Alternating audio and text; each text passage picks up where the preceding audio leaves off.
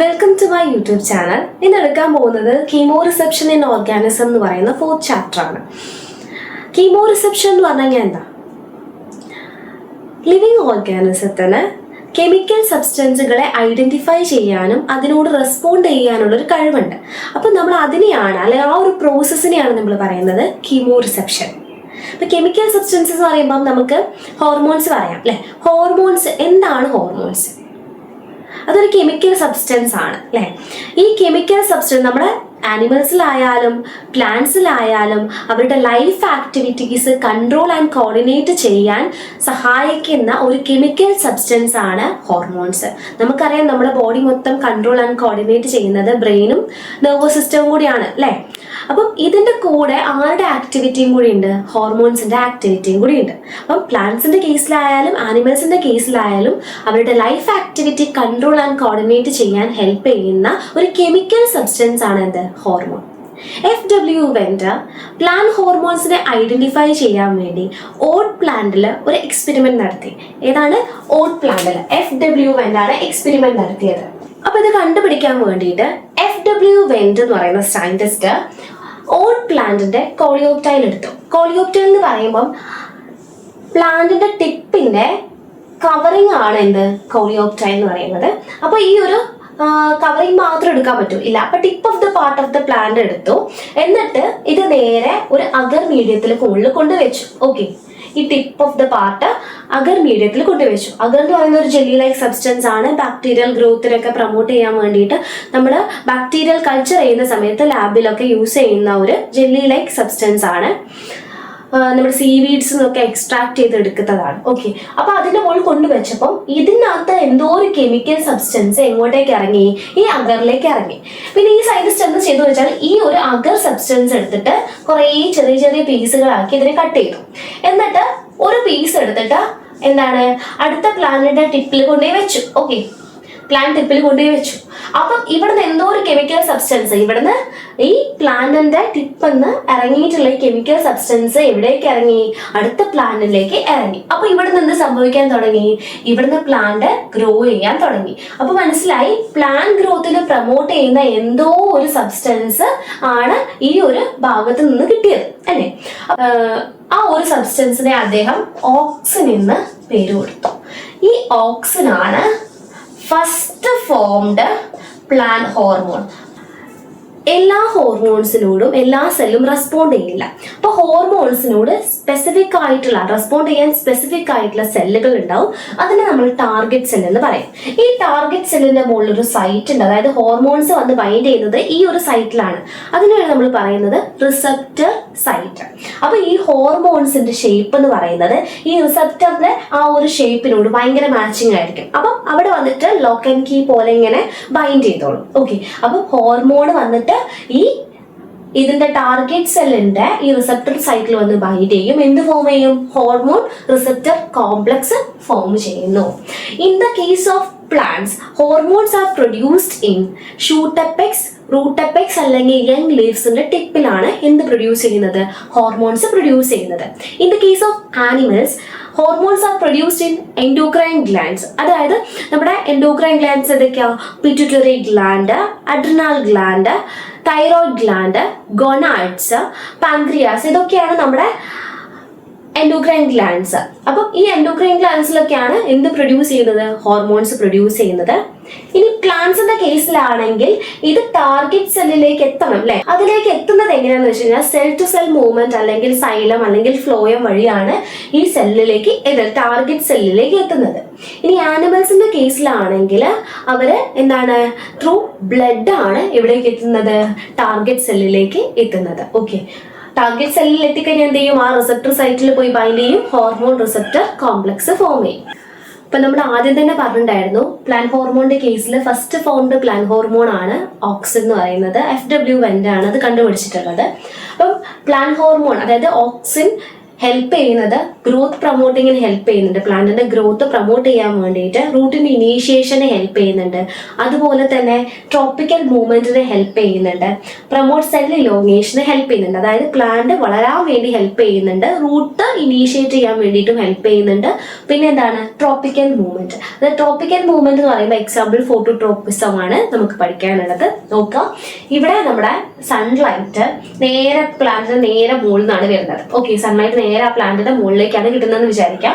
അപ്പം എന്താണ് oxygen equally ആണ് ഇവിടെ ഡിസ്ട്രിബ്യൂട്ടഡ് ആവുന്നത്. ഓക്സിജൻ ഈ പ്ലാന്റിന്റെ മുകളിൽ മൊത്തമായിട്ട് ഈക്വലി ഡിസ്ട്രിബ്യൂട്ടഡ് ആവുന്നതാണ്. അപ്പൊ പ്ലാന്റ് നേരെ തന്നെ വളരും. ഓക്കെ, ഇനി ഇവിടെ നോക്കാം, സൺലൈറ്റ് സൈഡ് വൈസ് നിന്ന് കിട്ടുകയാണെങ്കിൽ എവിടെയാണോ സൺലൈറ്റ് വീഴുന്നത് ആ ഒരു ഭാഗത്ത് നിന്ന് ഓക്സിജൻ എന്ത് ചെയ്യും, നേരെ ഷെയ്ഡഡ് പ്ലേസിലേക്ക് മൂവ് ചെയ്യും.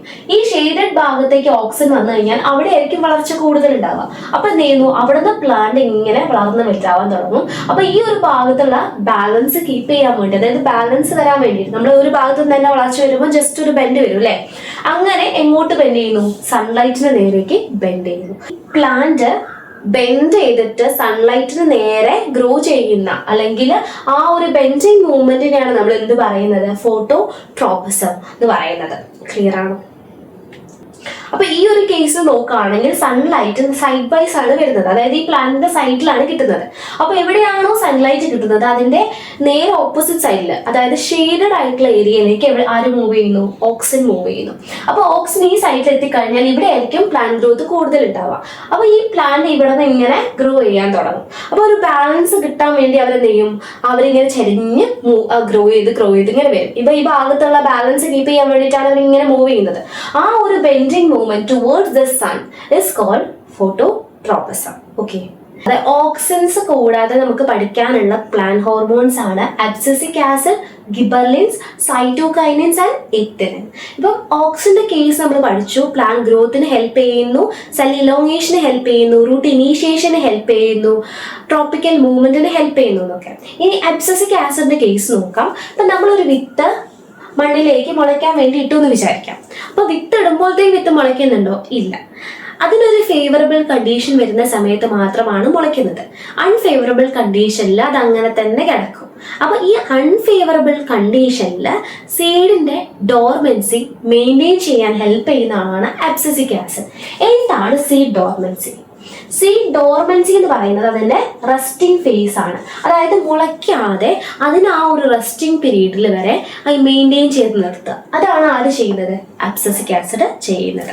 ഇനി അതിന്റെ ഫേവറബിൾ കണ്ടീഷൻ വരുമ്പം ഈ സീഡ് ഡോർമെൻസി ബ്രേക്ക് ചെയ്തിട്ട് അതിനെ എന്ത് ചെയ്യുന്നു, ഈ പ്ലാന്റിന്റെ ഗ്രോത്തിനെ പ്രൊമോട്ട് ചെയ്യാൻ സഹായിക്കുന്ന ആളാണ് ആര്, ഗിബർലിൻസ്. നമ്മൾ പറയുകയാണെങ്കിൽ ആ മുള പൊട്ടാൻ വേണ്ടി, മുളയ്ക്കാതെ നിൽക്കാൻ, അതായത് ഡോർമെൻസി മെയിൻറ്റെയിൻ ചെയ്യാൻ ആര് ഹെൽപ്പ് ചെയ്തു, അബ്സിസിക് ആസിഡ്. ആ ഒരു ഫേവറബിൾ കണ്ടീഷൻ വരുമ്പോൾ ചെറുതായിട്ടൊന്ന് മുളയ്ക്കാൻ വേണ്ടിയിട്ട്, ആ ഡോർമെൻസി ബ്രേക്ക് ചെയ്തിട്ട് മുളയ്ക്കാൻ വേണ്ടി ആര് ഹെൽപ്പ് ചെയ്തു, ഗിബർലിൻസ്. ഇനി മുളച്ചു കഴിഞ്ഞു കഴിഞ്ഞാൽ സെൽ ഡിവിഷനും സെൽ ഡിഫറൻസിയേഷനും നടത്തി, സെൽ ഡിഫറൻസിയേഷനും നടത്തി ഗ്രോത്തിനെ പ്രൊമോട്ട് ചെയ്യാൻ ആര് ഹെൽപ്പ് ചെയ്യുന്നു, സൈറ്റോകൈനിൻ ഹെൽപ്പ് ചെയ്യുന്നു. ഗ്രോത്തിനെ പ്രൊമോട്ട് ചെയ്യാൻ സൈറ്റോകൈനിൻ ഹെൽപ്പ് ചെയ്യുന്നു. ഇനി പ്ലാന്റ് നല്ലോണം വളരണം അല്ലെ, നല്ലോണം പ്ലാന്റ് വളരാൻ വേണ്ടിയിട്ട് ആര് ഹെൽപ്പ് ചെയ്യും, നമ്മുടെ ഓക്സിൻ ഹെൽപ്പ് ചെയ്യും.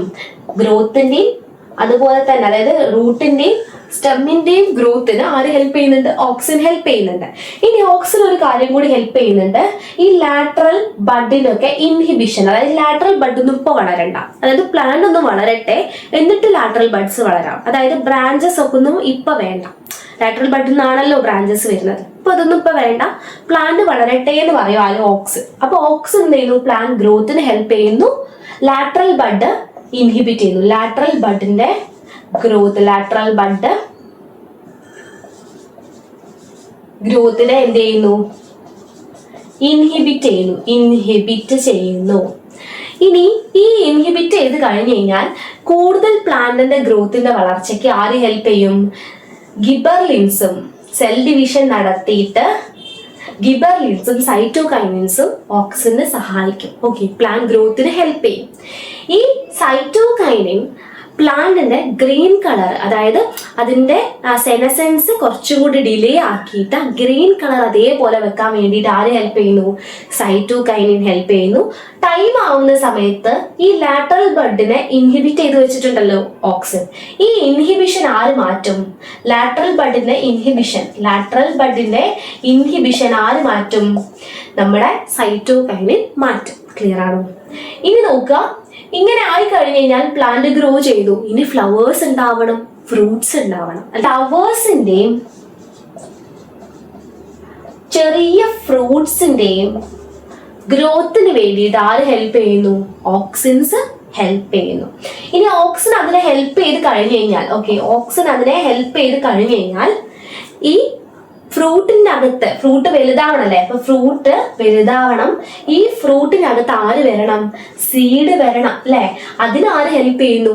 ഗിബർലിൻസ് ഹെൽപ്പ് ചെയ്യുന്നു. അതായത് ഫ്രൂട്ട് വളർന്ന് വലുതായി അതിനുള്ളിൽ ആര് വരണം? സീഡ് വരണം. അതിനാരാ ഹെൽപ്പ് ചെയ്യുന്നത്? ഗിബർലിൻസ്.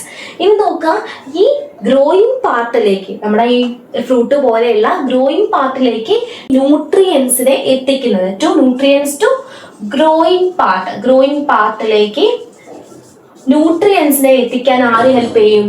സൈറ്റോകൈനിൻ ഹെൽപ്പ് ചെയ്യും. ഇങ്ങനെ ന്യൂട്രിയൻസ് ഒക്കെ എത്തിക്കഴിഞ്ഞാൽ നമ്മളെ മാവ്, അതായത് മാവ് നോക്കിക്കോളൂ, മാവിന്റെ അകത്ത് മാങ്ങ ഉണ്ടായി, മാങ്ങ അത് വലുപ്പം വെച്ചു, അതിനുള്ളിൽ സീഡ് വന്നു, പിന്നെ നോക്കുക അതെന്താണ്, അതിനുള്ളിലേക്ക് ന്യൂട്രിയൻസ് ഒക്കെ എത്തി. ഇനി അത് പഴുത്ത് കഴിഞ്ഞാൽ താഴെ വീഴണം, താഴെ വീഴണം. അത് നമ്മുടെ ഫ്രൂട്ട് റൈപ്പനിങ്ങിന് പഴം പഴുക്കാൻ ഹെൽപ്പ് ചെയ്യുന്നത് ആരാണ്? എത്തിലിനാണ്. സെനസെൻസ് എല്ലാം കഴിഞ്ഞു കഴിഞ്ഞാൽ ഈ പ്ലാന്റ് നശിച്ചു പോകും അല്ലെ, വയസ്സായി പോകും. അതിനു വേണ്ടി ഹെൽപ്പ് ചെയ്യുന്നത് ആരാണ്? അബ്സസിക് ആസിഡ് ആണ്.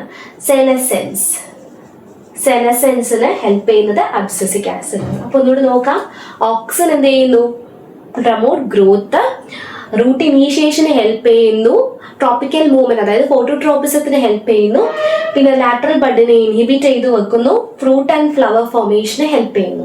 അബ്സസിക് ആസിഡിനാണെങ്കിൽ സീഡ് ഡോർമൻസി മെയിൻറ്റെയിൻ ചെയ്യുന്നു, സെനസെൻസിന് ഹെൽപ്പ് ചെയ്യുന്നു. ഗിബർലിൻസിന്റെ കേസിലാണെങ്കിൽ എന്താണ്?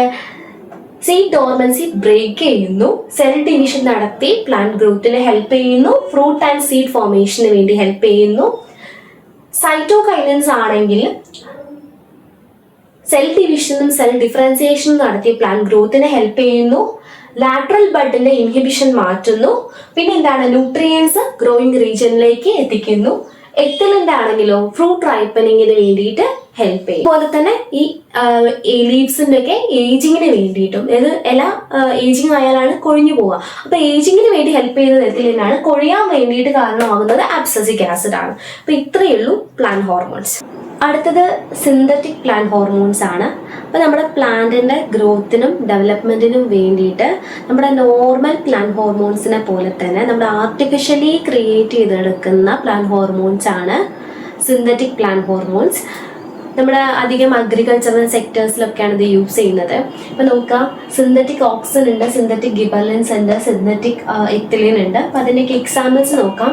സിന്തറ്റിക് ഓക്സിൻ്റെ എക്സാമ്പിൾ 2,4-D ആണ്, 2,4-ഡൈക്ലോറോഫീനൈൽ അസറ്റിക് ആസിഡ്. ഇനി നാഫ്തലിൻ അസറ്റിക് ആസിഡ് NA ഉണ്ട്. സിന്തറ്റിക് ഗിബർലിൻസിന്റെ എക്സാമ്പിൾ GA3 ആണ്, ഗിബർലിക് ആസിഡ്. ഇനി സിന്തറ്റിക് എത്തിലിൻ്റെ എക്സാമ്പിൾ ആണ് എത്തഫോൺ. ഈ എത്തഫോൺ ഒക്കെ നമ്മൾ ഫ്രൂട്ട് റൈപ്പനിങ്ങിന് വേണ്ടിയിട്ട്, ഇപ്പം അഗ്രികൾച്ചറൽ ഫീൽഡിലൊക്കെ വാഴക്കൊലയൊക്കെ വെക്കുന്ന സമയത്ത് കൊല പഴുത്ത് കഴിഞ്ഞാൽ പിന്നെ കുറച്ച് കഴിഞ്ഞിട്ട് അടുത്ത് പഴുത്തിട്ട് കാര്യമില്ല, ഒരുമിച്ച് ഹാർവെസ്റ്റ് ചെയ്യണം ഇതൊക്കെ അല്ലേ. അപ്പം അങ്ങനെ പഴുക്കാൻ വേണ്ടിയിട്ട് നമ്മൾ എത്തപ്പോൾ എന്ത് ചെയ്യുന്നു? ഇഞ്ചെക്ട് ചെയ്ത് കൊടുക്കും. അപ്പം ഒരേ ടൈമിൽ ഇതൊക്കെ എന്ത് ചെയ്യുന്നു? ഹാർവെസ്റ്റ് ചെയ്യാൻ പറ്റും. അതുപോലെ തന്നെ സിന്തറ്റിക് ഗിബർലിൻസ്, സിന്തറ്റിക് ഓക്സിൻസ്, ഈ ഓക്സിൻസ് ഒക്കെ നമ്മുടെ എന്താണ് ഈ സ്റ്റെമ്മിലൊക്കെ റൂട്ട് ഇനീഷ്യേറ്റ് ചെയ്യാൻ വേണ്ടിയിട്ട് നമ്മൾ യൂസ് ചെയ്യുന്നതാണ്. അപ്പം കുറേ സ്റ്റെംസിൽ നമ്മൾ ഈ റൂട്ട് ഇനീഷ്യേറ്റ് ചെയ്യാൻ വേണ്ടിയിട്ട് ഇത് കൊടുക്കുന്ന സമയത്ത് പ്ലാന്റിന്റെ കൾട്ടിവേഷനൊക്കെ ഹെൽപ്പ് ചെയ്യുന്നുണ്ട്. ഓക്കെ, അപ്പൊ ഇതാണ് synthetic plant hormones. Photo periodism ആണ്. ഫോട്ടോ പീരിയോഡിസം എന്ന് പറഞ്ഞു കഴിഞ്ഞാൽ പ്ലാന്റ്സ് ഡേ ലെങ്ത്തിനും നൈറ്റ് ലെങ്ത്തിനും അനുസരിച്ച് റെസ്പോണ്ട് ചെയ്യും. ആ ഒരു റെസ്പോൺസിനെയാണ്, ഡേ ലെങ്ത്തിനോടും നൈറ്റ് ലെങ്ത്തിനോടും പ്ലാന്റ്സ് കാണിക്കുന്ന റെസ്പോൺസിനെയാണ് നമ്മൾ ഫോട്ടോ പീരിയോഡിസം എന്ന് പറയുന്നത്. ഈ ഫോട്ടോ പീരിയോഡിസം എന്ന് പറയുന്ന ഈ പ്രോസസ്സ് കൺട്രോൾ ചെയ്യുന്ന ലൈറ്റ് സെൻസിറ്റീവ് ആയിട്ടുള്ള ഒരു പിഗ്മെന്റ് ആണ് ഫൈറ്റോക്രോം. ഫൈറ്റോക്രോം പ്രസന്റഡ് ആയിട്ടുള്ളത് ഫുള്ളി ഡെവലപ്ഡ് ആയിട്ടുള്ള ഷൂട്ട് എപ്പെക്സിലാണ് ഈ ഫൈറ്റോക്രോം പ്രസന്റഡ് ആയിട്ടുള്ളത്. ഇനി ഇതിന്റെ ബേസിൽ നമ്മുടെ പ്ലാന്റ്സിനെ ഡിഫറെന്റ് ടൈപ്സ് ആക്കി ക്ലാസിഫൈ ചെയ്തിട്ടുണ്ട്. Short day plants, long day plants, day neutral plants. Short day plants എന്ന് പറയുമ്പോൾ ഡേ ലെങ്ത് കുറവും നൈറ്റ് ലെങ്ത് കൂടുതലായിരിക്കും. അവർ ഫ്ലവർ ചെയ്യുന്നത് ഡേ ലെങ്ത്, അതായത് ഈ ടൈപ്പ് ഓഫ് പ്ലാന്റ്സ് ഫ്ലവർ ചെയ്യുന്നത് ഡേ ലെങ്ത് കൂടുമ്പോഴും നൈറ്റ് ലെങ്ത് കുറയുമ്പോഴാണ്. അങ്ങനെയുള്ള പ്ലാന്റ്സിനെയാണ് ഷോർട്ട് ഡേ പ്ലാന്റ്സ് എന്ന് പറയുന്നത്. എക്സാമ്പിൾ റൈസ്, ക്രൈസാന്തിമം ഒക്കെ ആണ്. ഇനി ലോങ് ഡേ പ്ലാന്റ്സ് എന്ന് പറയുന്നത് ഈ ഒരു ടൈപ്പ് പ്ലാന്റ്സ് ഫ്ലവർ ചെയ്യുന്നത് ഡേ ലെങ്ത് കൂടുമ്പോഴും നൈറ്റ് ലെങ്ത് കുറയുമ്പോഴുമാണ്. അതിന് എക്സാമ്പിൾ വീറ്റ്, ലെറ്റ്യൂസ് ഒക്കെയാണ്. ഡേ ന്യൂട്രൽ പ്ലാന്റ്സ് എന്ന് പറയുന്നത് അതിൽ ഡേ ലെങ്തിനോ നൈറ്റ് ലെങ്തിനോ ഡിപ്പെൻഡ് ചെയ്യാതെ ഫ്ലവർ ചെയ്യുന്ന ടൈപ്പ് ഓഫ് പ്ലാന്റ്സിനെയാണ് ഡേ ന്യൂട്രൽ പ്ലാന്റ്സ് എന്ന് പറയുന്നത്. എക്സാമ്പിൾ ടൊമാറ്റോ ആണ്. അപ്പൊ ഇത്രയാണ് നമ്മുടെ ഫോട്ടോ പീരിയോഡിസത്തിന്റെ ബേസിസിൽ നമ്മുടെ പ്ലാന്റ്സിനെ ക്ലാസിഫൈ ചെയ്തിട്ടുള്ളത്. ഇനി ഫ്ലവറിംഗ് എന്ന് പറഞ്ഞാൽ പ്ലാന്റിന്റെ ഒരു റീപ്രൊഡക്റ്റീവ് ഫേസ് ആണ് ഫ്ലവറിംഗ് എന്ന് പറയുന്നത്. ഫ്ലവറിങ്ങിന് ആര് ഹെൽപ്പ് ചെയ്യുന്നുണ്ട്? ഫൈറ്റോക്രോം ഹെൽപ്പ് ചെയ്യുന്നുണ്ട്.